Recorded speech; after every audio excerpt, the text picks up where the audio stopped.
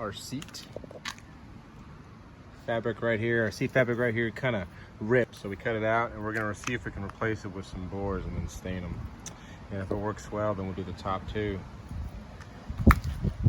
If it doesn't work well, this video will never be made. Bought several pallets. Got some good boards here. This one's too long, so probably about half of this size should create enough boards. If not, we'll always rip over some more pallets and get some of the wood. Then we'll sand it down if all goes well, and then stain them. All right, so it worked.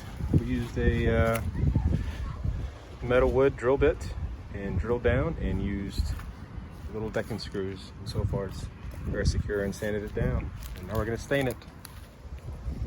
And we're done.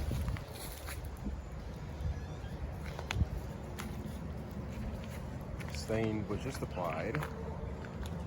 So it has to dry. That's it. Now this chair can go back being what it was before somebody ripped a hole in the bottom.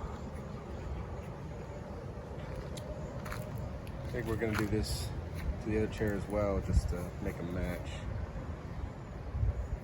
Put boards all the way up the top if you wanted to.